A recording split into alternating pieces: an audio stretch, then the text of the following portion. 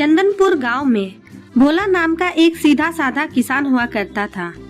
भोला ईमानदार और मेहनती किसान था, पर वह गरीब भी बहुत था। उसके पास उसके पूर्वजों की एक जमीन का टुकड़ा था जिससे वो खेती किया करता था। वो खेती पर ही निर्भर रहा करता था।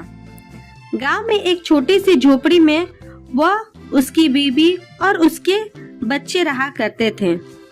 खेती करके जो पैसे आते थे उसी से अपना घर चलाता था, पर उन पैसों से उसका पूरा गुजारा नहीं होता था। बस जैसे तैसे दिन कट रहा था। एक दिन रात को भोला अपने घर में बैठकर कुछ सोच रहा था। तभी उसकी पत्नी रीना उससे पूछती है, क्या हुआ जी, इतना क्या सोच रहे हो? किस सोच में इतना मलिन हो? बस यही सोच रहा हूँ भगवान कि कैसे क्या होगा। बच्चे बड़े हो रहे हैं, इन्हें पढ़ाना भी होगा और इतने पैसों में या तो मैं घर चलाऊंगा या फिर बच्चों को पढ़ा सकता हूँ। ऐसे में पता नहीं कैसे हमारे बच्चे पढ़ेंगे। बात तो आप ठीक कर रहे हो, पर हम कर भी क्या सकते हैं? जो हमारे नसीब में होगा वही होगा। ऐसे ही कुछ देर सोचने के बाद भोला की पत्नी कहती है, सुनो जी, पास के गांव में चौधरी जी सबकी मदद करते हैं। कल जाकर उनसे मिल आना, क्या पता वो हमारी भी थोड़ी मदद कर दे। पर वो हमारी मदद क्यों करेंगे भगवान? हमारी मदद करेंगे क्या वो? सुना है वो गरीबों की मदद करते हैं और इस बार वो गांव के मुखिया भी बनने वाले हैं। आप जाकर देखो तो क्या पता वो हमारी कुछ मदद कर दे। अगली सुबह भोला तैयार होकर चौधरी के पास गया और वहां जाकर चौधरी से कहने लगा, चौधरी जी, हमारी थोड़ा मदद कर दीजिए। हम बहुत ही गरीब आदमी हैं। सुना है आप गरीबों की मदद करते हैं। कृपया थोड़ी सी हमारी भी मदद कर दीजिए। चौधरी था बेईमान पर था होशियार। वो पूरे इलाके में ये बात फैला रखी थी कि वो गरीबों की मदद करता है, पर हकीकत में ऐसा नहीं था। वो भोला की बात सुनकर अपने गोदाम में गया और हाथ में लिए कुछ आया। भोला, ये ले, ये जादुई बीज है।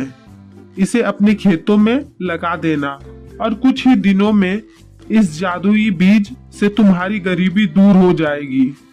भोला खुशी खुशी बीज लिए घर को जाने लगा, पर सच्चाई तो ये थी कि चौधरी को भी नहीं पता था कि वह किस चीज का बीज है। वह बस ऐसे ही लोगों को ठगता था और किसी को भी 1 रुपया तक नहीं देता था। बस मदद करने का ढोंग क्या करता था।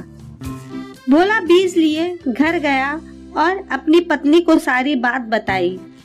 दोनों जन बहुत खुश हो गए और दोनों खेत चले गए और खेत जाकर दोनों ने बीज बो दिए और प्रतिदिन खेत में मेहनत करने लगे और पानी डालने लगे। कुछ ही दिनों में खेतों में पौधे निकल आए, पर दोनों को ये पता नहीं था कि ये किस चीज का पौधा है। अरे, आपने चौधरी को पूछा नहीं ये किस चीज का बीज है? अरे, मैं खुशी में इतना पूछना ही भूल गया था और चौधरी ने भी नहीं बताया। पर कोई बात नहीं, कुछ ही दिनों में इसमें फल सब्जियां आ जाएंगी तो हमें पता चल जाएगा ये किस चीज का पौधा है। दोनों बहुत खुश थे और देखते ही देखते कुछ ही दिनों में पौधों में से बहुत ही बड़े बड़े और ताजे बैगन आने लगे। दोनों पति पत्नी यह सब देखकर बहुत खुश हुए। अरे देखो, ये तो बैगन के बीज थे। देखो कितने मोटे मोटे और कितने ताजे फल आए हैं।